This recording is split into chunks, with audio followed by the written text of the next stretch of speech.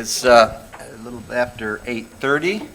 Good morning. This is the meeting of the Legislative and Human Resources Committee of the Kent County Board of Commissioners. We'll go ahead and call to order, and since some of our attendees, some of our members are participating virtually, we'll go ahead and take a roll call if you would. Commissioner Burrow. Present, 4100 Lake Drive, Grand Rapids, Michigan. Commissioner Hennessy. Commissioner Kallman. Commissioner LeGrand. Here. Commissioner McLeod. Present, Kentwood, Michigan, Kent County. Commissioner Ponstein. Commissioner Skaggs. Here, East Grand Rapids, Kent County, Michigan. Commissioner Teal. Chair Steck. I am here. And we have a quorum. All right, thank you very much. Let's move to the first item of business, which is public comment. If there is anyone participating in this meeting that wishes to address us through one of the mechanisms provided, you may go ahead and do so. Please identify yourself, state your name and your address, and you have up to 3 minutes. We have no messages in the public comment inbox and no hands are raised in the chat. Okay, we will then move on to our next item, which is approval of the minutes of May 11, 2021. Is there a motion to approve?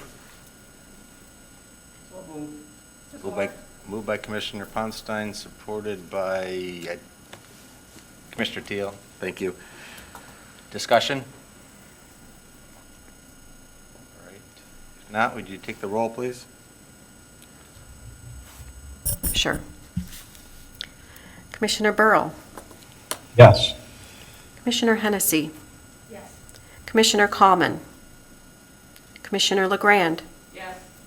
Commissioner McLeod. Yes. Commissioner Ponstein. Yes. Commissioner Skaggs. Yes. Commissioner Teal. Yes. Chair Steck. Yes. That motion passes. All right, let's move to our next item, which is Public Affairs Associates update. And I see Becky Beckler is on the call. So good morning, Becky. Good to have you with us. Good morning, Commissioner, and good morning, Commissioners. A pleasure to be with you this morning. I have a lot of good news to share with you. As you've probably been reading in the paper over the weekend, legislative leaders and Governor Whitmer were able to come to an agreement on Friday that allows them to move forward through the pandemic response as well as moving forward through budget negotiations. Part of the agreement that they came to started actually Thursday when the governor announced the speeding up of the state's COVID restrictions by moving it to a two-step process ending July 1st when she plans to end the epidemic orders altogether. But there are other key components of that agreement that I wanted to share with you. First of all is the legislature will have a seat at the table for future pandemic orders in the state. That is something that has been significant for legislative leaders. Matter of fact, it is Senate Bill 1, which is a great indicator in the Senate that the party in control, that's their number one issue. And Senator Shirkey has made that his number one issue, and it looks like he has won that. There will be statute involving that coming shortly. There's also, the governor agreed to rescind the permanent MIOSHA rules that had the business community quite unnerved, if you will. And so she did agree to rescind those rules, and that was significant for them. In exchange, the governor is allowed now to be part of the negotiations when it comes to securing an agreement on the budget, as well as how they're going to disperse the resources from the federal government. We still have money from the CARES Act, and we have money from the American Rescue Plan, and then we also have state funds that are going to be available. That is a significant amount of money. It's almost $12 billion. So it was important for the governor to have a seat at that table. And she has won that piece of the negotiation. So legislators in the governor's office will sit down now. The first priority is the upcoming budget that begins October 1. But they also got a bit of good news on Friday with the state revenue estimating conference that happens every May.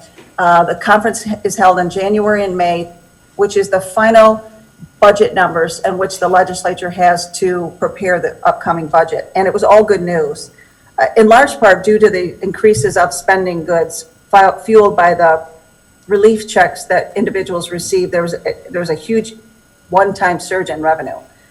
For the current 2021 year and the 2022 fiscal years, they've revised the forecast upwards about $3.5 billion. That's something that has never happened in modern times. So it is a significant issue. For the current fiscal year, it is a $1.4 billion uptake, and for the school aid fund, it's over $1 billion. So that's a 4.7 increase from 2019 for the fiscal year, and a 7% for the school aid fund. So that there will be additional revenues on top of that, which is just unbelievable. And that also carries forward as we look forward to the 21-22 budget. They anticipate over $775 million in general fund and $700 million in the school aid fund. So that takes a lot of pressure off the legislature as far as the revenues. If you go back a year ago, I think there was panic in the air that our state budget would be in just a dire straits, and here we are a year later, and it's clearly the opposite. So the key now is what they're going to do with those resources, especially when it comes to the CARES Act and the American Rescue Plan. It's a significant amount of money. It is a 3-year process in which to spend that money. They are starting to consider what they want to use that for. So as we as a county begin to consider that, I'll just give you that option that they are beginning to put those items on the table. Nothing has been determined, but it's something that they're starting to look at. Matter of fact, the Senate Republicans announced on Friday one of their significant priorities that I think could fit into the county program as well. It's a 3-bill package that dedicates a significant amount of resources towards the repair and the replacement of our hazard dams. A lot of that stemmed from what happened in Midland last year. So they're looking at that, but they're also adding a lead water line replacement, safe drinking water through surface water and groundwater protection, restoration grants, and the repair and placement of all serious and critical bridges in the state.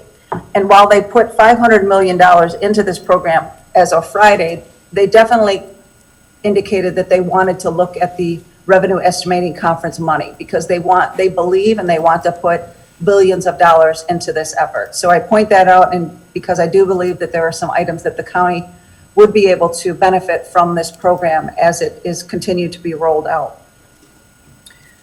There are other issues in the budget that we need to pay close attention to. One of them is county revenue sharing. If you recall, the Senate approved a 2% increase, but the House only approved a 1% increase. So we need to make sure that we get at a minimum of the 2% increase. There's also a difference between the House and the Senate for a $5 million increase for local public health departments. The House did include that, the Senate did not. So we're seeking to make sure that that would be included in the final phase of the bill. And we also have work to do on the Michigan Indigent Defense Commission. The House Judiciary Committee wanted it to move it from the licensing and regulation affairs budget to the judiciary. It's actually where it started, but because of Supreme Court concerns, they moved it back to the Laura budget. Representative Sarah Leitner continues to want to keep it in the judiciary budget. We're working with her as well as Senator Nesbitt to see if we can move it back to the MIDC budget. The Laura budget. So we have some work to do on some of those key issues. Some of the other issues that the legislature may begin to continue to work on before they leave, which we anticipate was somewhere before July 1st. There's a bill on the Senate floor that would take up the 4-year commission bill, which would have commissioners running every 4 years instead of 2. It did come out of committee. It's on the Senate floor. We're hopeful that we can get that moving this week. We're still waiting on possible amendments as a result of the Senate Republican caucus this morning that starts at 10. There's also a package referred to as the short-term rental package, and it's a package that's in the House and the Senate, which would allow property owners to rent homes regardless of local ordinances. This has been an issue that has been up in both the House and the Senate for the last 2 terms, and we do believe that the Senate committee plans to try to move the bill this week and move it forward. There's also a bill that's been a package of bills that have been around dealing with aggregate mines. It's highly politically charged. You have a lot of political donors involved, but it deals with who's able to, create gravel pits throughout the state. There's one in Metamora that has caused quite the controversy, and Senator Jim Ananich has actually proposed a bill giving the Department of Environmental, Great Lakes and Energy in charge of overseeing that. It's a significant difference than other pieces of legislation. We believe that that will be brought up in committee as well in the next week or two. That could take up a lot of energy in the room, if you will, as they seek to do that. The House had been moving pretty quickly on an ethics reform package. We're not quite certain what the Senate will do with it, but it's mostly internal changes that they're going to make for legislators, prohibiting them from lobbying within 2 years of leaving office. It cause a conflict of interest. If they have a conflict, they cannot vote on a piece of legislation. But it also seeks to basically do away with the lame duck session. It would require a super majority in order to vote on any legislation after the November election, which could be significant. If you recall, I've given updates during lame duck session. It's a very long session. Usually that's when a tremendous amount of legislation is moved quickly. And so they want to get rid of that and make our process a little bit less hectic, if you will. So those are some of the proposals that you could see the legislature begin to consider before the end of June. But I do believe that the legislature is going to focus on first resolving the budget.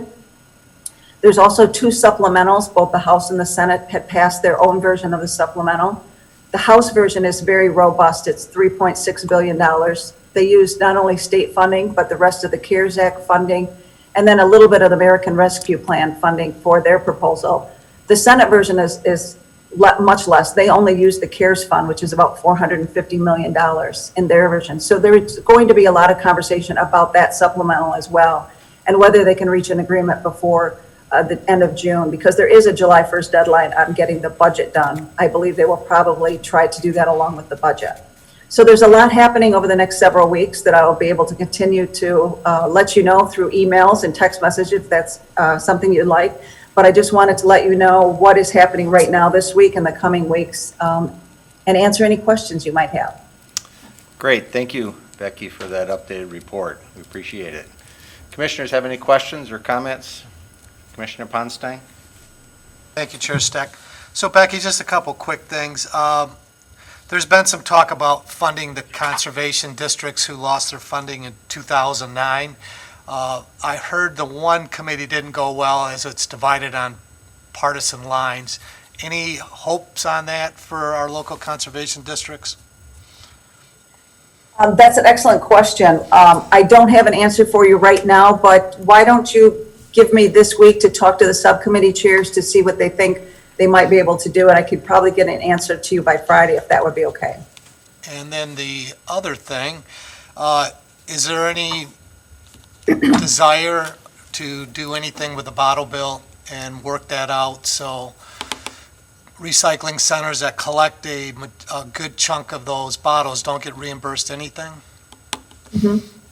There is a large package of bills that were introduced, I believe, in the House that they're going to start to have hearings on. That's going to be a slower process because it's a significant package and it will have a lot of conversation to that. I don't know the exact timeline, so I will send you that package and ask the chair what they plan as far as a timeline for moving in that bill. Thank you. Yes, Commissioner LeGrand? Thank you, Chair. I have a question about, you said that you would be seeking support for county revenue sharing and also for increases to health department funding. Where do you see possibilities of gaining support for that, or what are your efforts going to focus on in making that happen? Yes, absolutely. The first is the $5 million increase for local public health. Senator Rick Outman has been a champion in trying to move that forward. As Adam London reminded me on Friday, having that $5 million increase will get closer to the 50-50 cost share, which the state of Michigan had entered into originally with local public health districts. So I don't think it's a matter of Representative Mary Whiteford opposing this. It just wasn't a priority for her at the time of putting together her subcommittee recommendations. So we will go about talking to each subcommittee chair as well as the chairs of the appropriations, which would be Chairman Elbert and Stamas, to seek their support as we negotiate that through. But I feel pretty confident in that, again, because the subcommittee chair, Representative Whiteford, did not speak up against it. She just didn't have room in her recommendations. For the local revenue sharing, moving that to 2%, a lot of that in the House was determined by the Chair of Appropriations as well as the Speaker of the House, and it was more of a political statement than a policy statement. So we feel confident that at the minimum, we can get the 2% increase for revenue sharing. I've had numerous conversations with Representative Greg Van Workum, who would be supportive of the 2% increase. It was just more of a strategy on the House Republican part as to how they wanted to make their initial recommendations. Okay, thank you. Thank you, Chair. Absolutely. Anyone else? Yes, Commissioner Hennessy. Is there any mention of increased money for parks and recreation? Is your mic on, I have not. Commissioner? I did just turn it on. It's on blue. Okay. Maybe I have to get a little closer. Okay. Any additional monies being proposed for parks and recreation? I have not seen that recommendation yet, but that doesn't mean that it won't be coming shortly.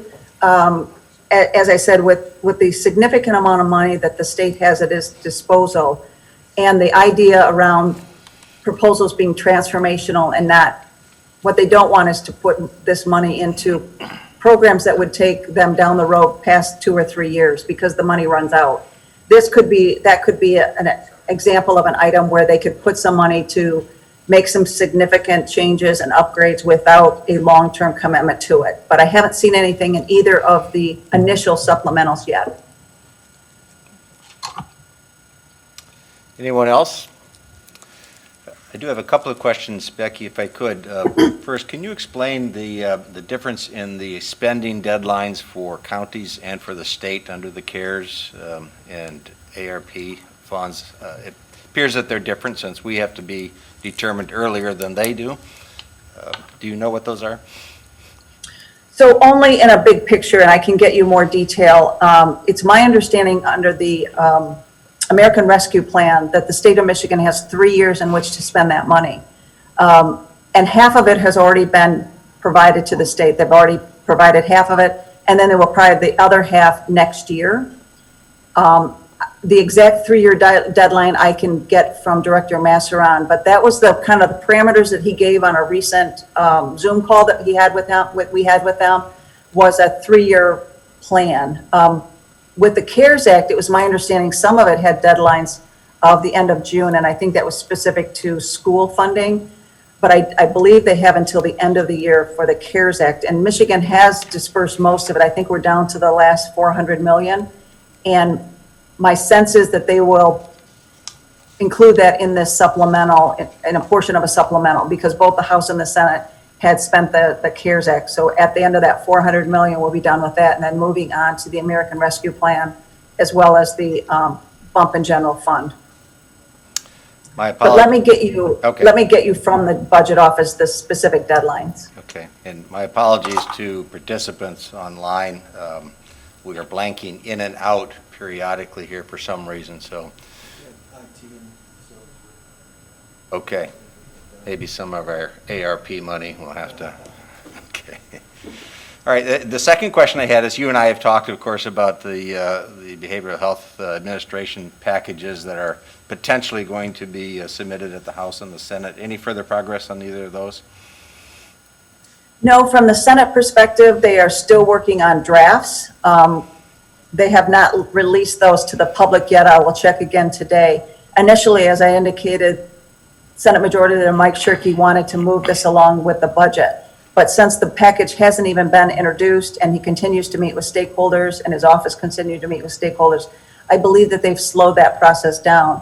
On the House side, Representative Mary Whiteford has been circulating a proposal.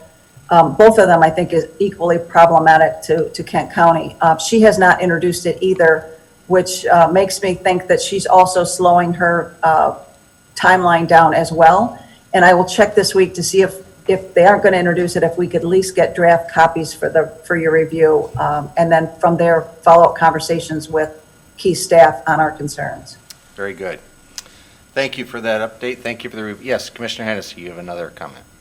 I have one more question. We hear a lot, you're giving us a report on the legislative process and where changes are being made or proposed. As you talk about this $400 million that remains under the CARES Act, where does the department come in? Does the department have freedom and decision-making in places that we should be watching for within the department discretions? You mean each individual department or a specific Yes. department Yeah, request? Yeah, generally, are the departments going to be moving money forward that we should be watching as well? Well, all of the money through the CARES Act must be appropriated by the legislature. So Okay. any money that a department receives will be as a direct result of a supplemental, giving them the money as well as direction on how that money should be spent.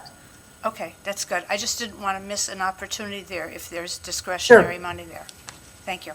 Absolutely, absolutely, thank you. All right, any other questions or comments from commissioners? I don't see any online, I don't see any in the room, so thank you very much, Becky, for your updated report. As you indicate, a lot going on, and we look forward to hearing from you again in the future. Thank you. All right, our next item of business is a performance measurement review submission and presentation by our sheriff. Good morning, Michelle LaJoy Young. Appreciate you joining us, even though many of us are seeing you go in and out. Just me seeing you go in and out? Okay, sorry. Okay, should I go on? Yes, please, go ahead. Okay, and I don't know, Pam, so Pam, would you be able to forward my slides for me as I move through? Sure can. Okay, because I don't think I can in this context. So, all right, I just want to tell you my intent is to go through this as quickly as possible because I know I have a reputation of going very long. So my apologies in advance.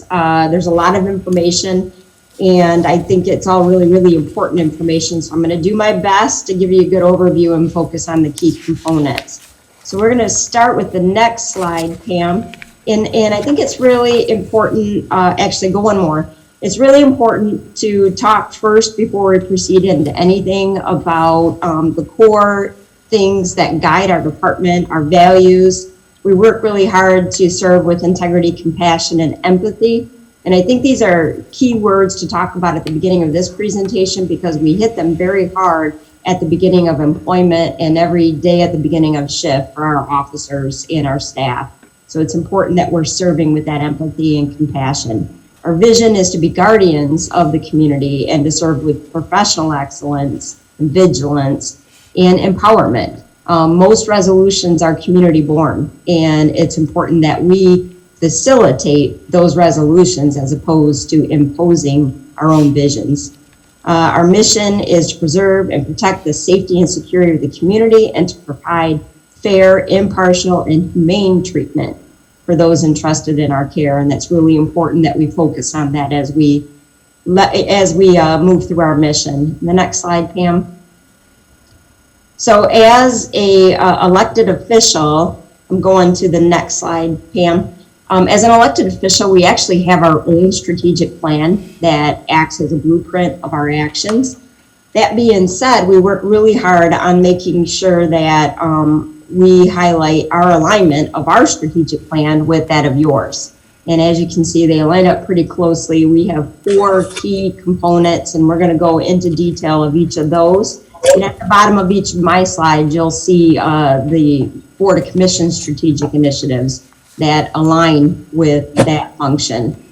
So we're going to go to the next slide, Pam.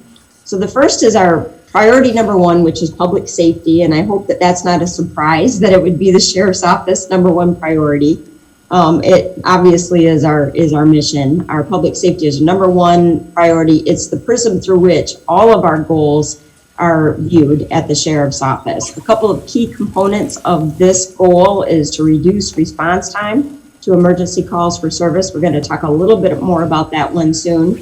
Strengthen police presence and visibility within the community.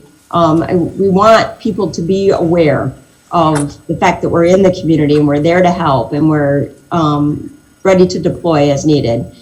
We have a significant number of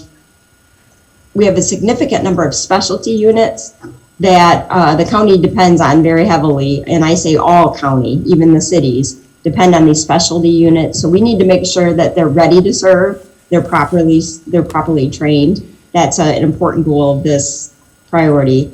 and ensure countywide readiness for critical incidences. And I think we've all had our share of critical incidences to act as examples over the last year.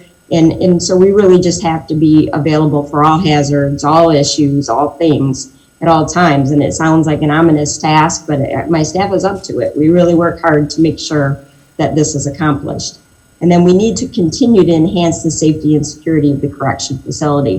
When somebody is in our care, we are responsible for all facets of their health, safety, and we have to make sure we take that seriously.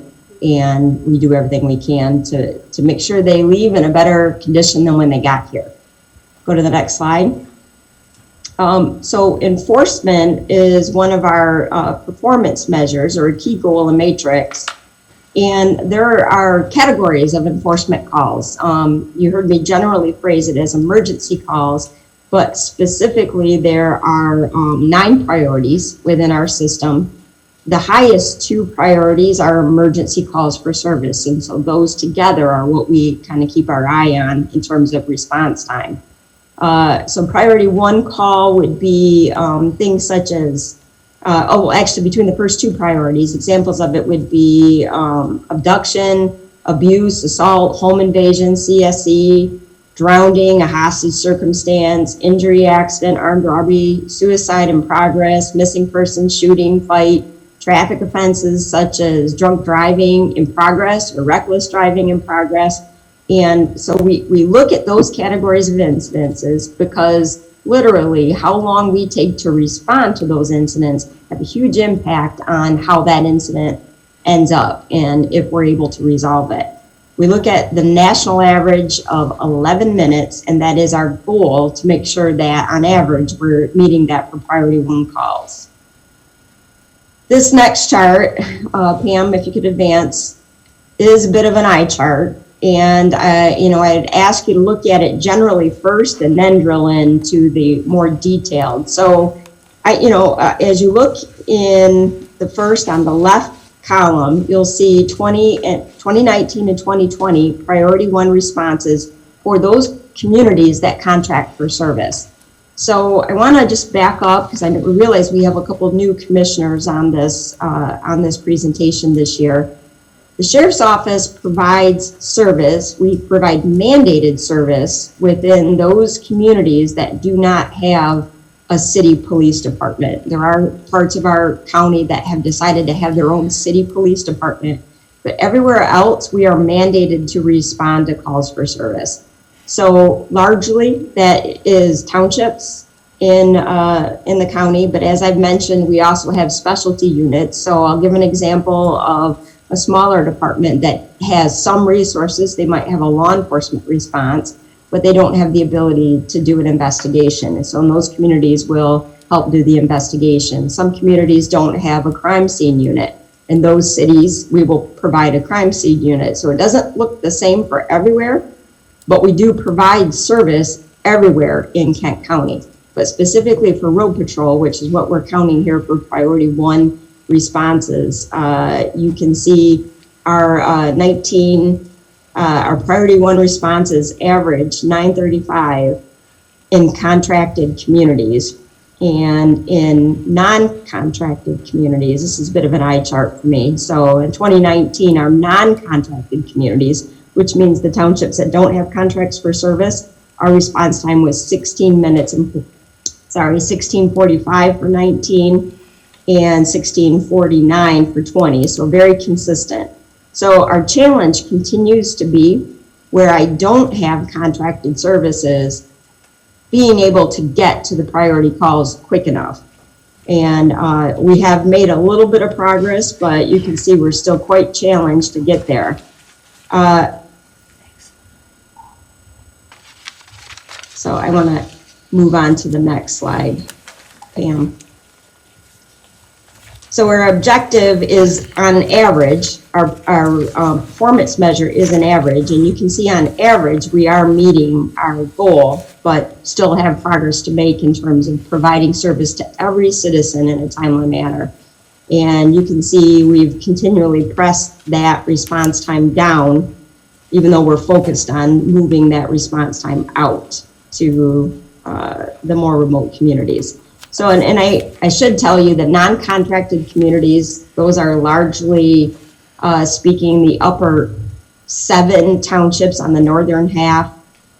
It would also be Bound Township in the southeast portion of the county, for some of the day Caledonia Township, for some of the day Alpine Township. So it is really just the perimeter of our county that we normally see as not being contracted, so where our response times are high. Again, I listed some of the priority 2 calls in that description of priority 1 and 2 calls earlier, but they tend to be things that are not immediate life safety, but are property damage or significant loss if they're not responded to quickly. So a car larceny, for example, in progress would be a priority 2 call. If we don't get there on time, the car is going to be gone. Once it's gone, then that becomes a lower priority of call for us. So, and again, you're able to see our response times in both our contracted and non-contracted areas represented on the next slide, Pam. And I'll let you read the individual lines if you're interested in any particular community, but in general, I gotta move my thing up here. In general, our response times are staying about steady between 19 and 20. So the blue line represents 19, the orange line 20. There are places that we're making improvements.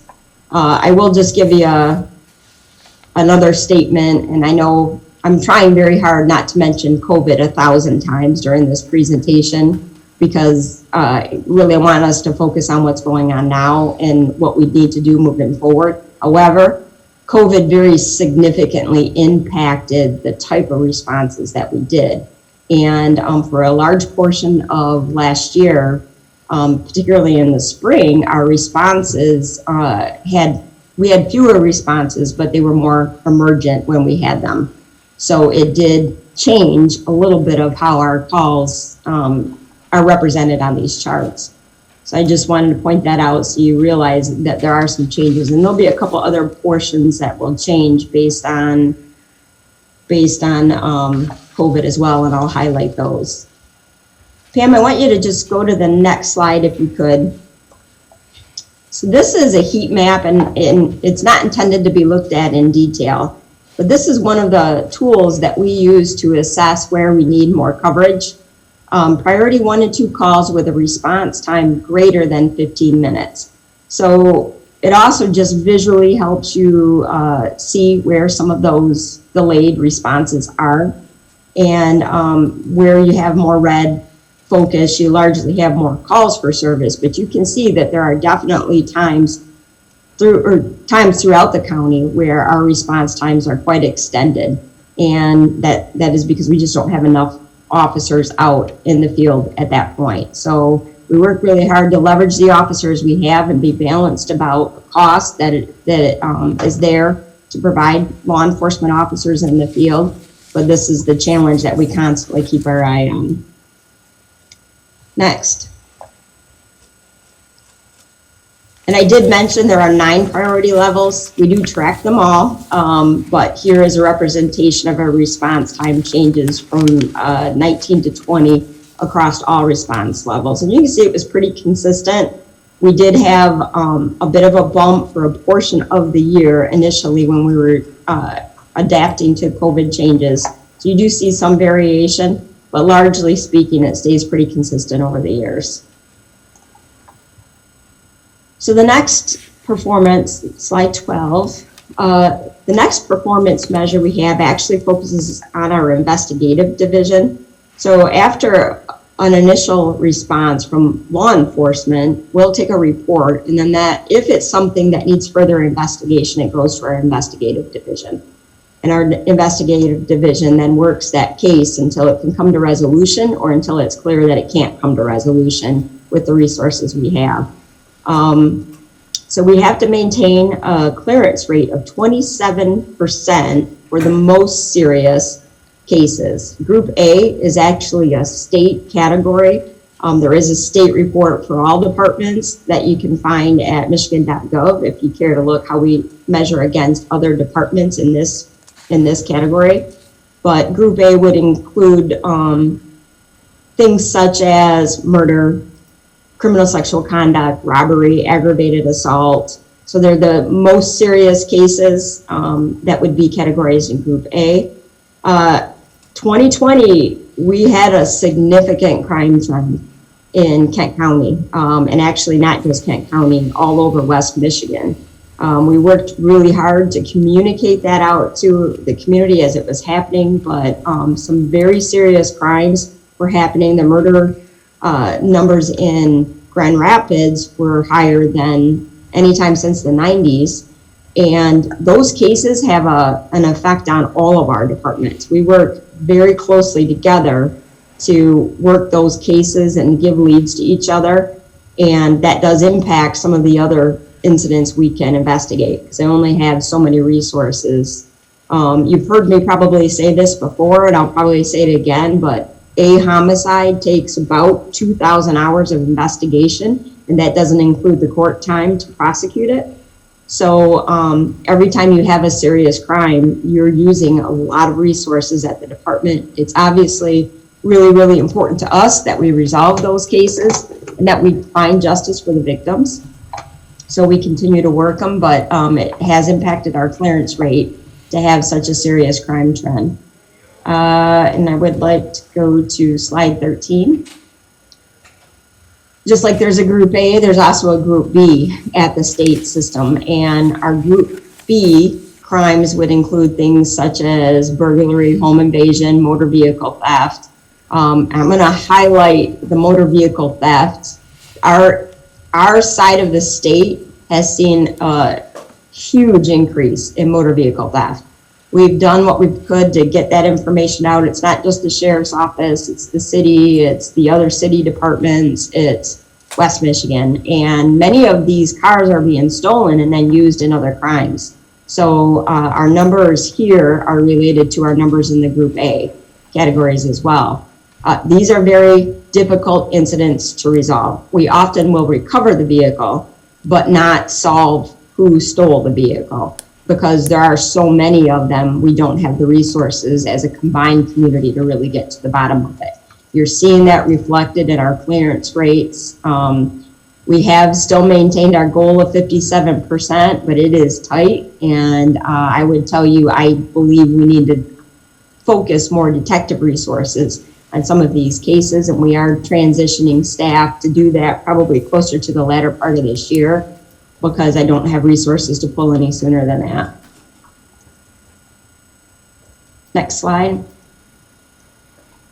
So our next slide would be, again, in this public safety, is corrections inmate management. So as I mentioned, we really have the responsibility to maintain the safety and security of that correctional facility. It has been largely impacted by COVID, but we are trying really hard to work within those rules and to manage the facility. One of the factors we use to determine the level of orderliness within the facility are how many of the inmates are following the rules and performing in a way that is consistent with our rules. So we count major rule violations, and these are things such as theft or assault or serious behavior. There are a number of different rule violation levels. Some of them more order related. This is more crime. It would be a crime on the outside if this were committed. And you can see that although our percentage of inmates daily violating a major rule violation is low, it is still growing. And, at this point, year to date in 2021, we're at 3.17. Last year, we averaged 2.19, but you can see back here in 2018, where we really want to be is under 2. So one of the factors in this, a major factor in this, is the fact that inmates have been locked down now for the better part of 16 months. And that causes a lot of difficulty in managing inmate populations because there isn't the reward possible for good behavior. Many of our inmates have been locked down due to first executive orders and then health department orders related to COVID. And although those have been very successful in keeping the population safe from COVID, we do have some other impacts. And the correction facility itself is set up in a way that is focused on direct supervision, where officers are within the housing area with the inmates and monitoring activity every day. So this is difficult for us to manage this particular factor, and much of our facility is pressured by having inmates that are now higher security levels than what our normal population is. So you're going to hear more about that issue as related to some of our needs coming up in the months to follow. But many of our inmates don't have what I would consider to be the most appropriate housing capabilities within the correction facility. So our next priority is community engagement. And I will tell you that I think community engagement is a huge factor in the general success of the sheriff's office within Kent County. And I would tell you, I think community engagement is just as important for all of our government. We are not here to manage the community. We are part of the community, we're directed by the community, we're interactive with the community, and we're responsive to the community's needs. And so it's imperative that we enhance community engagement and ensure accessibility to all services. We optimize two-way communication in social media platforms to increase transparency and improve emergency preparedness. I just want to highlight this for a second. We have worked really hard at making sure this two-way communication is timely and that it's effective. So that if somebody is concerned about what's happening in their neighborhood today, they have information about what's happening today, as opposed to have to know where to look for it, have to know somebody to call. So that's really important to us, and we strive to do that every day, and have invoked many different strategies to do it. We leverage strategic relationships in the community to enhance multi-language written and electronic communication options. We've worked very closely with the Hispanic Center and our Latinx populations to make sure that we're reaching people with timely emergency messages. We've also worked with Bethany Christian Services, and we continue to stretch further to make sure we're able to get important information to everybody in a timely way.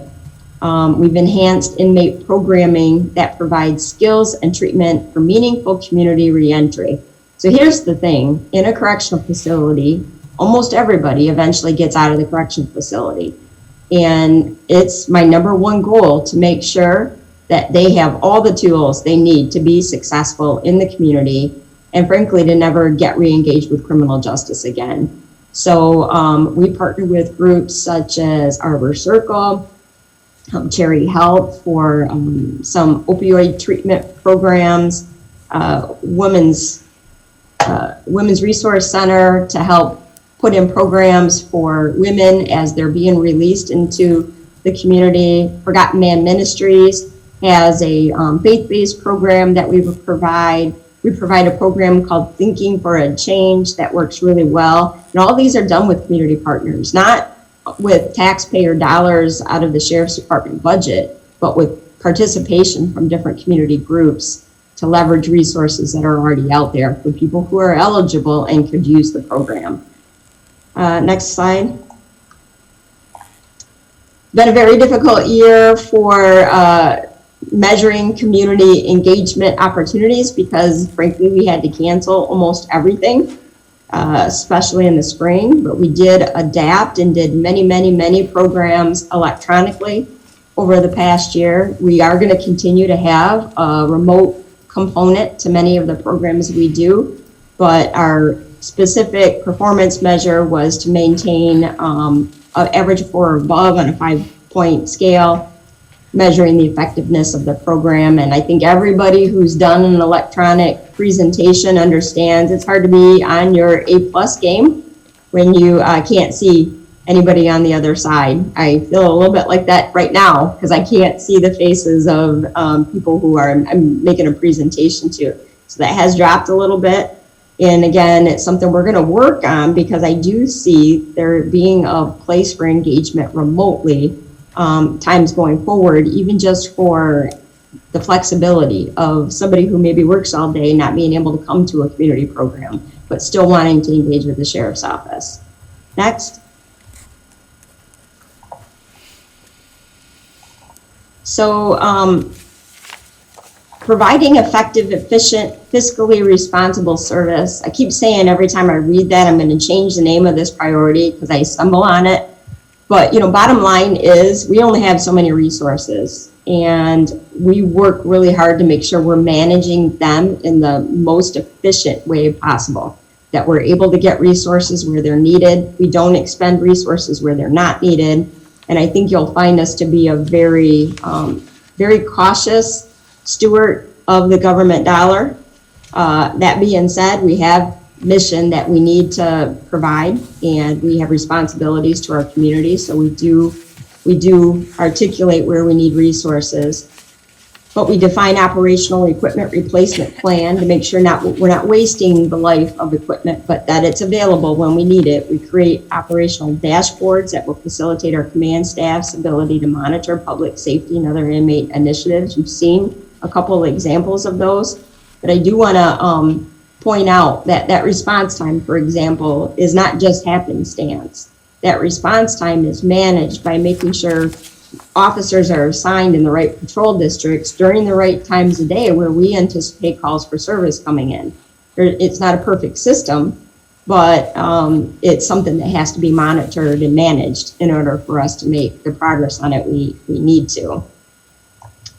We evaluate staff development and deployment, to reduce response times. We just talked about that. And develop data systems to enhance our ability to track training, equipment, and personnel. We're actually in the middle of a pretty major deployment right now to put a software program in place to track officers who are being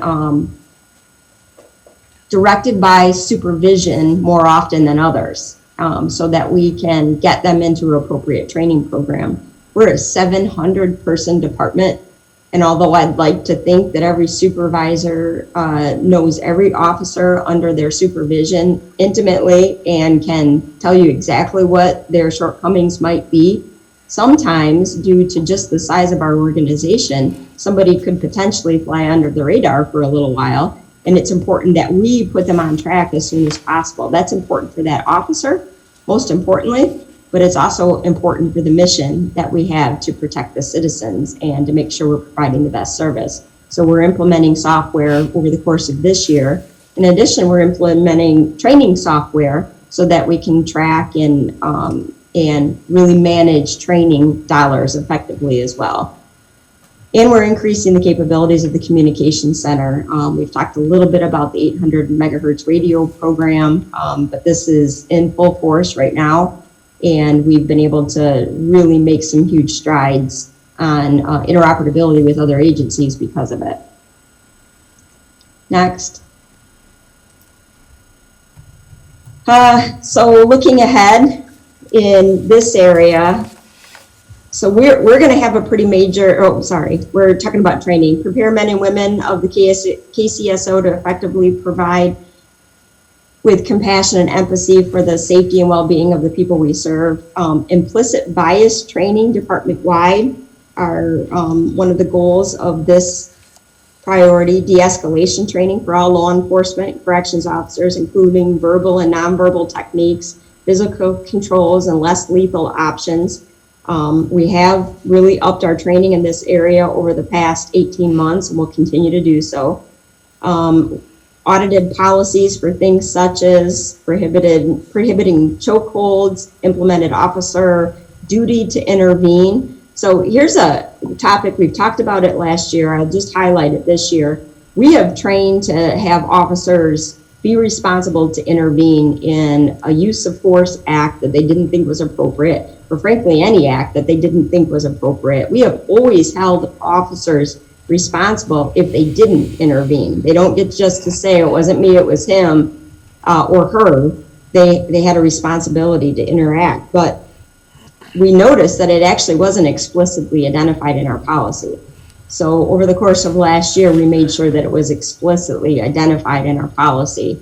And just for the benefit of the community to know that that's the standard we always train to and enforce. We eliminated no-knock warrants in drug cases and emphasized the use of surround and call-out method to reduce risk of officers entering homes in an escalating force situation. So as the Kent County Sheriff's Department, we do everything we can to not enter somebody's home, frankly, unless we're invited in as part of the response, or if it's an emergency and we have to go in to save somebody's life or to take immediate action. Beyond that, you'll see us staging at the outside of a home, calling somebody out. It's safer for them, it's safer for us, and we do everything we can to reduce the opportunity for use of force. And you're going to see that in our statistics coming up. And specialty trainings like mobile field force or mounted unit increase training prepare for peaceful demonstrations that become violent, or some that don't, frankly. And that's an important component of training. When departments focus too much on the use of force in their training, they tend not to focus enough on the vast majority of cases that need no force at all. How to peacefully resolve an incident that maybe the officer doesn't bring it to the resolution they expected, but they bring it to a resolution that's safe for everybody. Demonstrations, peaceful demonstrations, are a pretty good example of this. There's no need to engage in most demonstrations, but you do have to be available to engage in the event that it becomes violent and somebody needs to take a police act. So you have to be there, you have to be prepared to do that act. Emergency Communications Center implementation to text to 911 is another important part of this priority.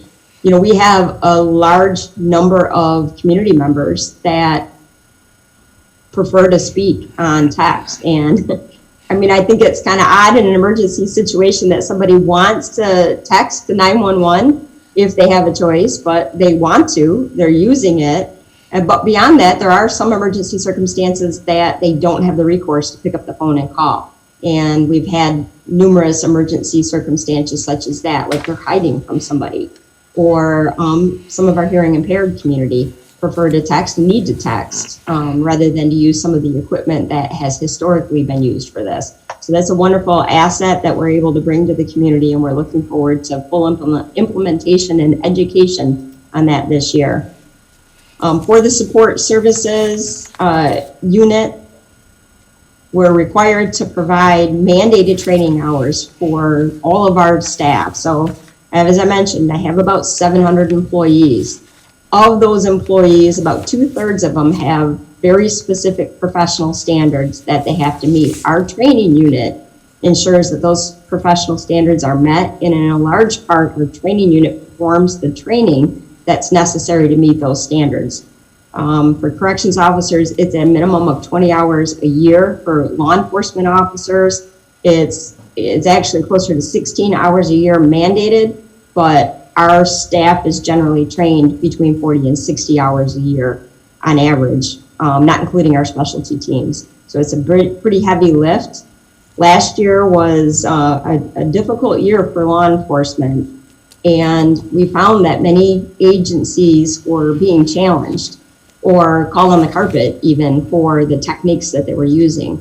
Our response was to pull all of our staff in and do a department-wide use of force and de-escalation review. Heavy emphasis on the de-escalation. When officers feel more confident about their skill set in de-escalating, and frankly, in some of the lower force continuum tasks, such as physically restraining somebody, using their less lethal equipment, such as a taser or a baton, they're less likely to go to a deadly use of force because the circumstances become unmanageable for them. So we work really hard at making sure that those lower force continuum techniques are practiced and understood so that officer feels confident. We also work hard at helping that officer back up their perspective and see things from a farther point so they don't put themselves tactically in a circumstance that their only option is a deadly use of force. Certainly happens, and I can never stand in front of you and say we train to make sure it never happens. We train to make sure we can, but the more tools that officer has, the more likely they are to use the other tools. And we work really hard to make sure they feel comfortable with those tools. Oops, I skipped one. So the training standards met 100%. The next slide, slide number 20 for 911 calls. So we can't get there if we don't pick up the call.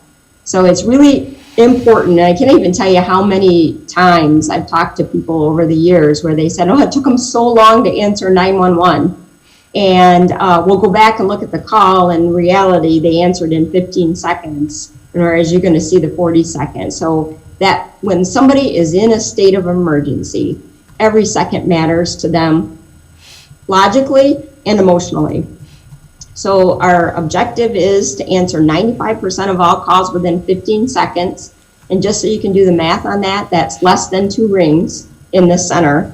Somebody is picking up that call saying 911, what's your emergency? And they don't put them on hold. They answer the call and they take it all the way through fruition. Our next slide. But in the cases that we can't answer, and sometimes during peak, we can't answer within 15 seconds, our standard is that 99% of all the time, it will be answered within 40 seconds. And I think you can see here under 2020, I can barely see, but it's like 99.9% of the time, we're able to answer within that 40 seconds. There's always gonna be an outlier. Those outliers often occur during very extreme circumstances, such as like a weather incident, where multiple things are being affected throughout the county simultaneously. So I can never account for 100%, but the staff comes pretty darn close to it. We did not have, so there is a circumstance in place where after a minute, if it can't be answered at the county, it will fall over to the city 911 center, and then they will answer it and be able to load the call for us. So in 2020, that did not happen one single time. At no time did any of our calls leave our center because of no answer. So I'm very proud of our staff, and I do want to really explain the heavy load that got put on the 911 center through all the executive orders and all the emergency conditions last year, and they rolled with it. They answered those calls. They helped the citizen understand what the response would be, what we can do, what we can't do. They act as that portal of information out to our community, and I'm so thankful for their efforts. Next. So within, I'm lost now, sorry.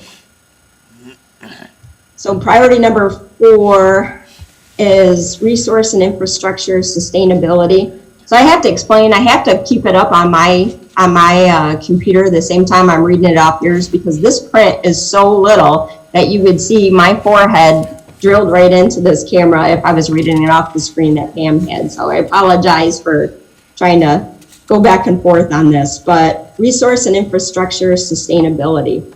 So, this sounds like an equipment or a building oriented goal, but frankly, our biggest resource is our staff. It's what we focus on, making sure they're ready for service every day, and actually even that they're here, that we have the staff, that we train them properly, that they have the skill sets that they need to go out and do what they need to do. And probably most important in all this, that they maintain that skill set and that readiness for service by paying attention to their mental health, their physical health, paying attention to their needs for fulfillment being met. Because in this industry, most people become a police officer because they want to help, or a corrections officer because they want to serve. So if they don't feel fulfilled in doing those roles, they won't remain part of our staff or engaged in our industry. So we work really hard to make sure we've managed that carefully, and we work forward to get them where they need to go professionally. We also have to make sure we've maintained the facility in a way that's safe and it meets the goals of the county, meets the goals of the sheriff's office, and that it is predictably going to be there into the future for the community so that they don't have to invest more resources in the future to rebuild something that hasn't been maintained. So we do this through this goal, resource and infrastructure sustainability. One of the measures that we use to make sure that we're keeping up on the facility is jail sanitation score. So this sounds like a little odd thing to use as a measure, but really how clean the jail is will speak to how well it's maintained, but it also speaks to the orderliness of that jail. So if you don't feel like you're in an orderly environment, you often don't act in a way that's consistent with the rules. So we make sure that every aspect of that correction facility is maintained.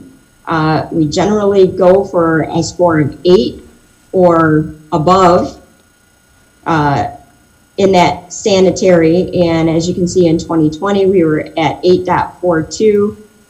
People were inside all of last year, and it was a very difficult year to maintain that jail, so hats off to our housekeeping and maintenance staff in the correction facility. We had all the same staffing challenges that everybody else did, but they were there every day working in a pretty difficult circumstance and did it quite well. One of the other things that goes to orderly, right, is how much force is needed to manage the inmates within the correction facility. One of the most dangerous times that we have an inmate is when they first get into the correctional facility. They're often under the influence of a substance. They are often mad because of the circumstance where they were taken into custody from the street officer. And usually in this area, officers are unescorted in their vehicles. So alone, they will bring that arrestee to the correction facility and they will call ahead so that staff from the correction facility can come out and help manage the inmate into the jail.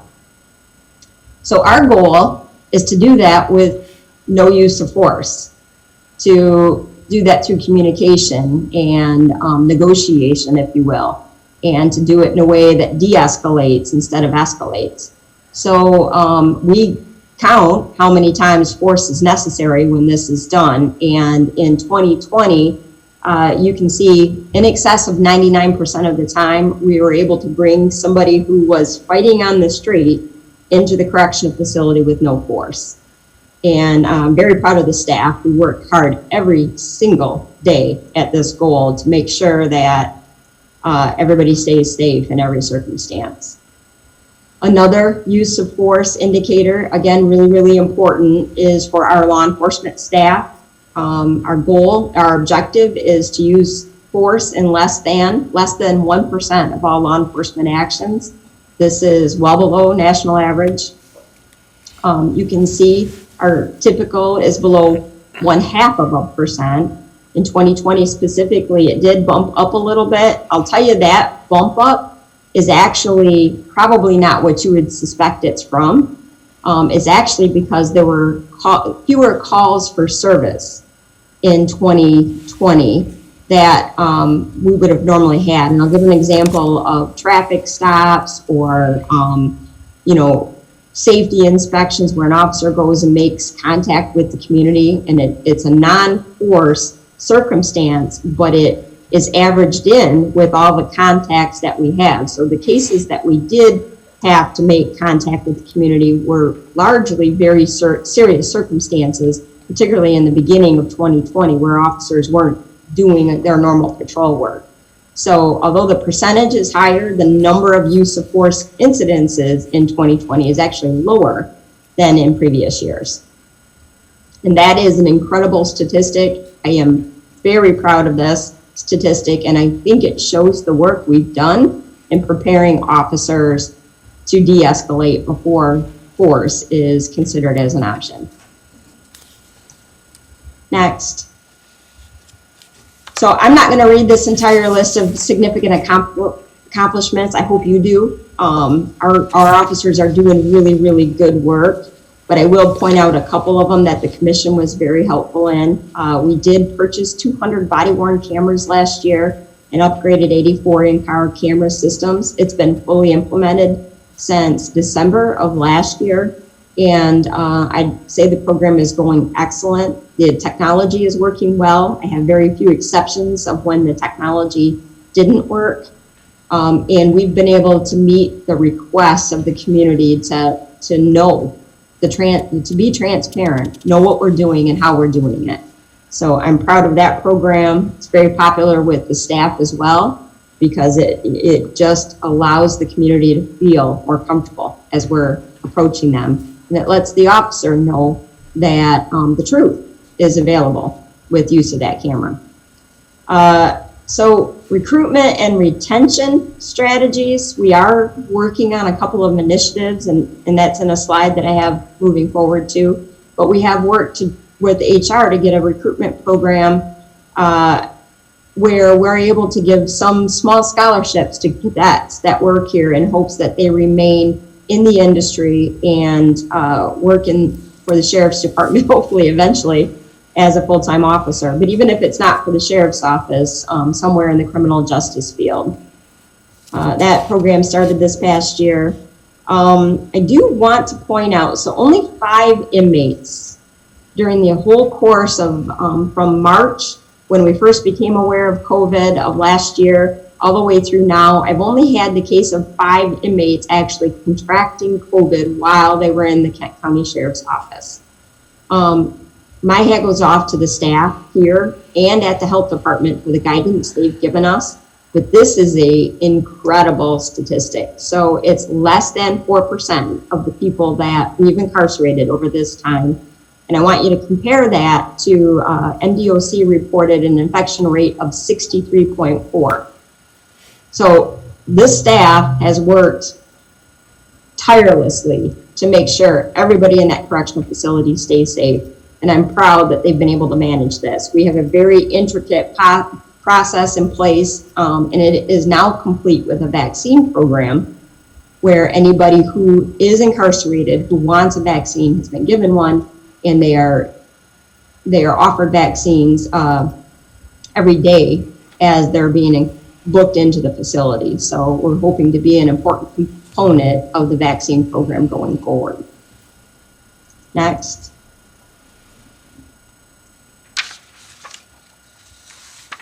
So as I look ahead, some of the challenges that I think are going to be a problem, I'll go back to COVID in correctional facility. Really only takes a couple of negligent acts to contaminate that entire correctional facility, the way that inmate movement is. My biggest fear is now that courts are starting up in person, which they need to, and we need to get that going. Having an inmate exposed to COVID at court and coming back and contaminating others. So again, we're working hard to make sure that we've had vaccines in that facility, but we're going to continue to have to make separation measures in the facility, which you'll hear more about as time goes on. Some of the things that we also did, though, is to hand out tablets to inmates in their cells. So they had time for programming and engagement of some sort while they're locked down in their cells, as opposed to being able to come out to the day rooms and be in some kind of community setting. So that has helped kind of stay off the issues, but they're still pretty dire in the correctional facility. We've also implemented new approaches to engagement, hopefully looking ahead this year. Some of the things we did during the COVID opportunities were a national night out and a drive-through parade. We didn't want to just go by without saying this is important, but we couldn't do it in a way that jeopardized somebody's health. So our community outreach staff did a drive-through parade that was very successful, and we probably had more participants than we normally do. We also have worked really hard to look ahead and connect with community members that we haven't typically done that. This year will be our first Latinx Police Academy, And that's a citizen police academy that kind of goes in detail through the different programs at the sheriff's office. And it's just kind of a getting to know each other opportunity. So we're very excited about that.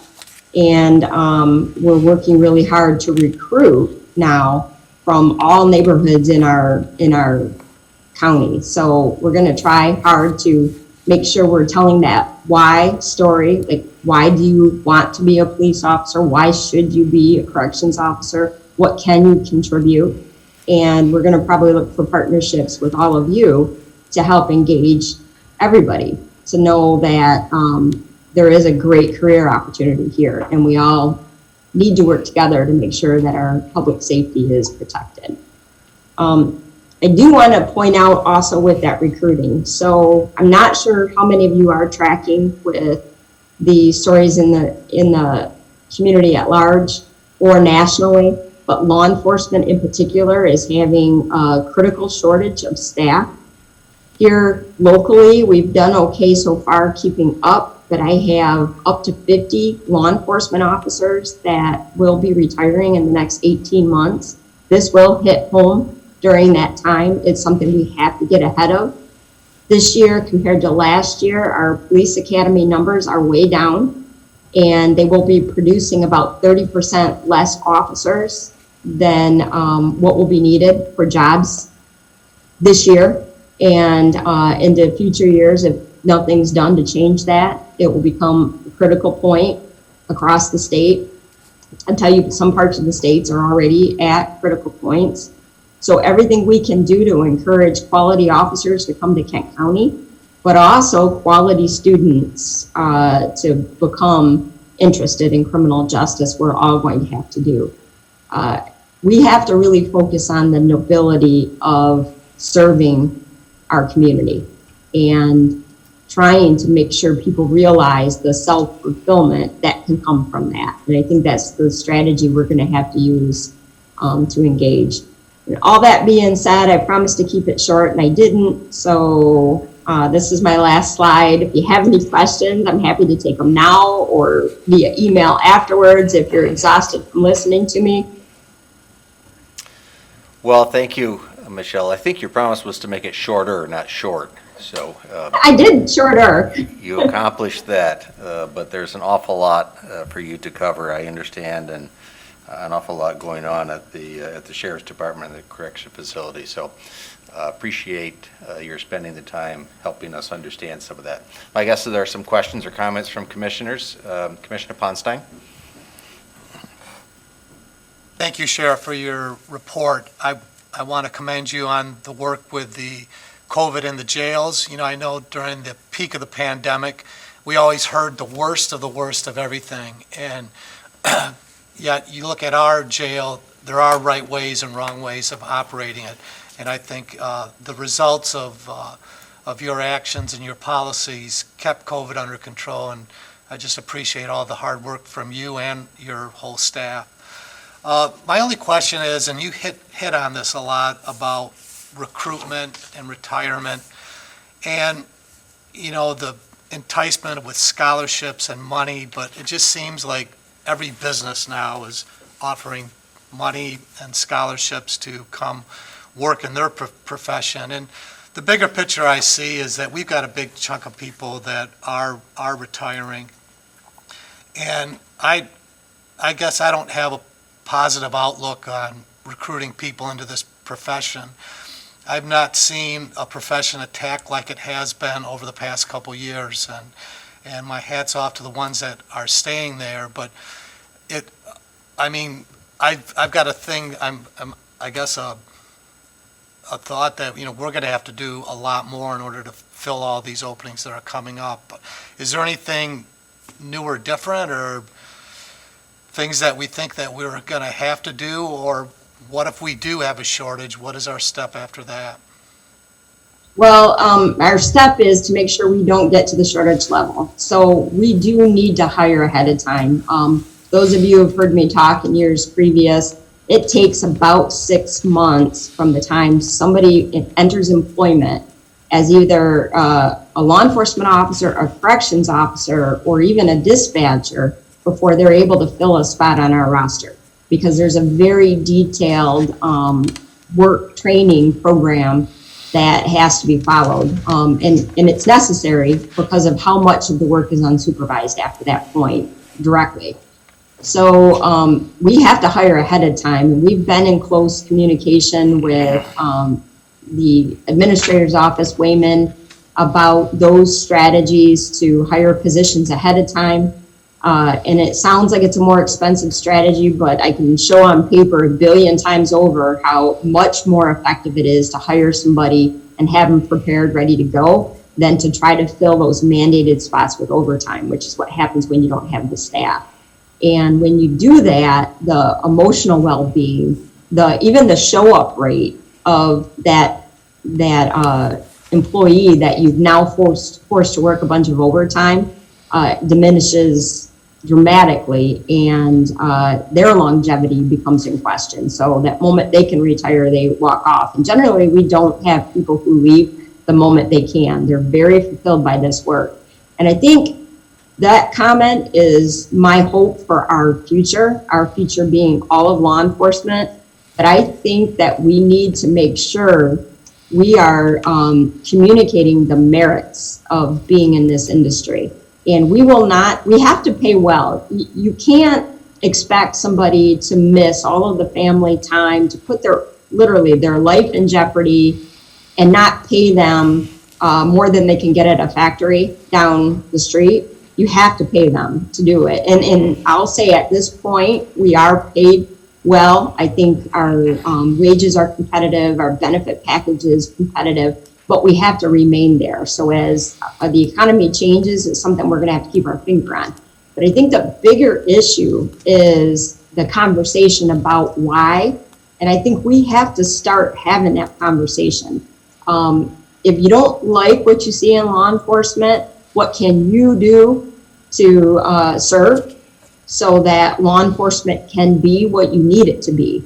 And nationally, we're going to have to start having that advertising campaign, if you will. Locally, we are already starting that advertising campaign. But I'll liken it to right after the Vietnam War, and the perception of veterans right after the Vietnam War was horrific. And their treatment followed the perception. And as many groups worked together to make sure that people saw veterans as the people who served our community in the way that was important, the perception grew and improved, and the recruitment followed. And we saw campaign strategies like from the Army or the Marines. I'm looking back to like my teenage years, and it was honorable to serve again, and people did serve again. So I think we're going to have to do similar strategies in law enforcement, because I don't think you see very many campaigns about why you should be a police officer or why you should be a corrections officer or a dispatcher. And there are a lot of whys, but we don't communicate them. So I think that's got to change. Any follow-up, Commissioner, or is that? Okay, great. Yes, Commissioner Hennessy. Time somewhat escapes me through this whole pandemic experience, but as I recall, we approved the addition of what would be the equivalent of one full-time road patrol and the extra officers it would need. Have you been able to fill those positions? Yes, we did fill that last year, and that did have an impact on our response areas up north. But again, because so much of our comparables weren't comparable in 20, it's kind of hard to see the incremental change. But I would say anecdotally, it has dramatically improved our response capabilities, particularly in the northern area of the county. But when you make an improvement in one area, all the other resources then become more available for the others. So yes, that has helped. Commissioner LeGrand. Thank you, Chair. Turn it off. Thank you for that really great and detailed report. I have a few technical questions, which will be quick. My bigger question is I'm so appreciative of you sharing the information about your accomplishments in prohibiting chokeholds, the implicit bias training that you're doing, the de-escalation, which all sounds great. Is there some way that you have shared that with the public, or that's the kind of thing I think people really need to know now, want to know, and might be helpful in terms of recruitment for people to know that they're, would be joining a force where this is important? Is there a way that you've been able to share that in a PR type of way? Yes, we have shared it. We've had a couple feature stories done on de-escalation training. We, talk about it in community presentations often. We have a Citizens Police Academy where it's actually a walkthrough of our de-escalation and use of force training for the participants in the Citizens Police Academy. And then we're going to review it in the Latinx Police Academy that's coming up this fall. So, it's often the story of a million conversations. I try to get that into any news article where they talk, or my opportunities to speak, but it's an important story, and it's kind of a hard story to tell because it takes some time. So it's something that you have to really want to hear to be able to hear. Does that make sense? It does. I guess I would like, anything that's easy to digest that we commissioners could be sharing on social media or anything like that. I would find that helpful. To me, this is really important information, and I would love to be able to share these accomplishments. Awesome. Well, and then we'll try to give some more thought to the bite-size ways that commissioners can help us share that message. Yeah. And then just my few technical questions. You talked about training in the training division in your department. Who trains the trainers, or do you direct them? Do they go to larger national meetings, or how do you set the standard that they are bringing your department up to? It's kind of a combination of answers. They are typically certified by larger entities that have specialties in each of the components. So like a de-escalation training, for example, there's certifications from numerous different industry leaders. Force Institute is the one that we currently use for de-escalation. And they basically do research on reaction time, on occurrences, like if you see this action, how long it takes an officer to respond. They also do a lot of statistical research on the effectiveness of different de-escalation strategies, whether they're physical or verbal, and they help to inform a lot of the training industry equipment and technology that we use. So it can be that corrections officers, there is a council. I'm actually the chair of that council, so in a way I direct it, but with a body that evaluates training program, actually designs some of the training program and then evaluates other training programs to make sure it's meeting all the criteria. And every year we determine changes to that training as a statewide council. They're mandated for those training hours. And then MCOLS is a governing body for some law enforcement training. MCOLS dictates everything that's trained at a police academy, or at least a minimum requirement for a police academy. They also dictate minimum standards for law enforcement agencies and provide minimal funds for us to do that. But at this point, MCOLS really only requires qualifications. So again, my emphasis on if you only train to your use of force, you're going to be more likely to use force because of what you've been trained to. So that standard really does need to change. That body is working on that. But so the rest of it, the de-escalation, we do a lot with CIT, which is a mental health response strategy certification. We have about 40% of our officers have been through that 40-hour course, and my pursuit is to have all officers trained to that. None of that's dictated by MCOLS. It's out, industry standards, but we also strive to move beyond what just the police industry is doing, because I think it's important to look at human services standards, right? And that's kind of where the mental health training came. It isn't so much from a law enforcement officer's perspective, it's from a mental health perspective, and how can we use some strategies that are used elsewhere to be more effective. Great, thank you. I'll bug you directly with my other minor questions in the interest of Right. time. Thank you, Chair. Yes, any other questions or comments? I don't see any online. Michelle, I did also want to just acknowledge you for the incredible emphasis and work that you and your department have done in training. I know that that is a key component for why we are able to operate our department as effectively as you do, and without all of those altercation kind of experiences that create problems for everyone.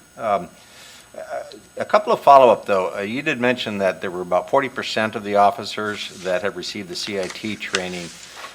You and I have had this conversation before. I don't think that your objective is to have 100% of the officers, because that may not be the most effective process. But what is the target, and how close are we getting to it?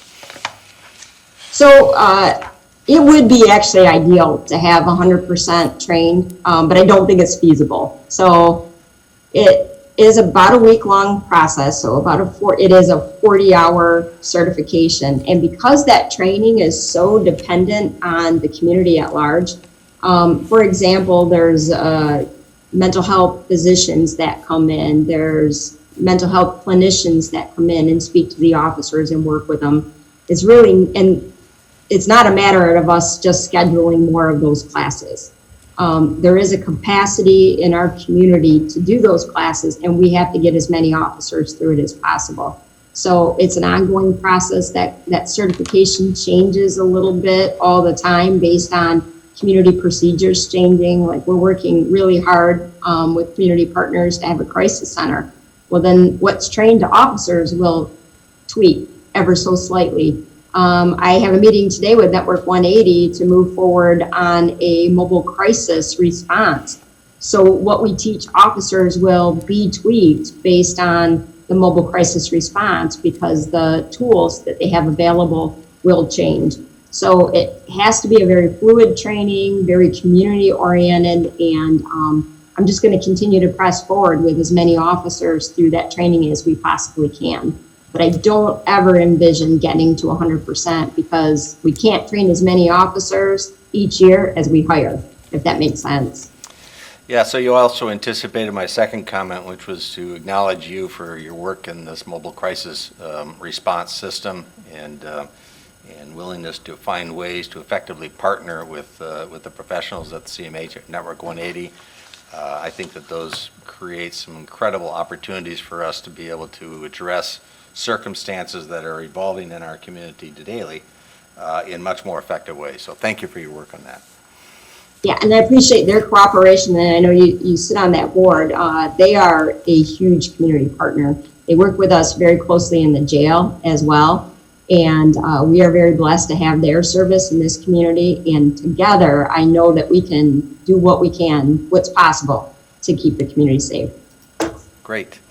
Any other comments, questions from commissioners? I don't see any online. If not, thank you so much for your presentation. I know it takes a lot of work to get ready for this, and you have done a fine job in presenting and getting us up to speed. So appreciate that, and look forward to continuing to work with you. Thank you. Glad to be here. Take care, everybody. All right. With that, next item is miscellaneous. Does any commissioner have a miscellaneous item to raise? Looking through the glasses darkly here to see. All right, just a couple of things. One is just to confirm, Commissioner Coleman did get a hold of me beforehand to confirm that he was unable because of a medical issue in his family, so he did advise us of that. And then I'm told that we're going to be getting some new standards coming out from the county with respect to the use of masks and other social distancing issues. As we all know, that there's been some developments from the governor's office over the course of the last couple of days. So look forward to that, and hopefully this heat generating mask that keeps me from wearing my glasses will no longer be needed here. So, all right, with that, we are adjourned.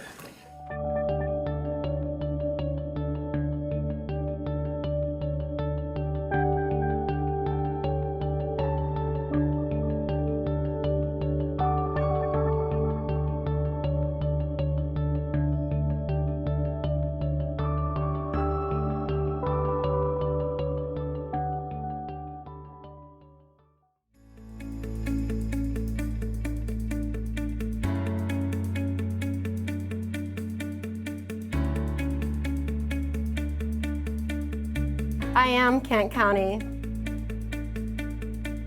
I am Kent County. I am Kent County. We are Kent County. We are Kent County. We are Kent County. We are Kent County. We are Kent County.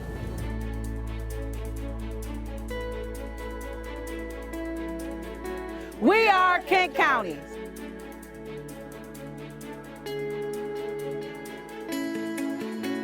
We are Kent County.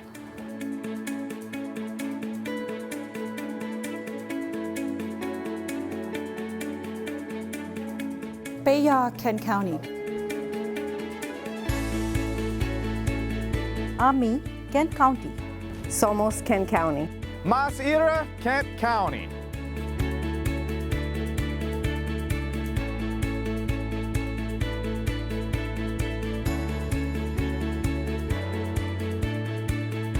We are Kent County. We are Kent County. We are Kent County. Oh yeah.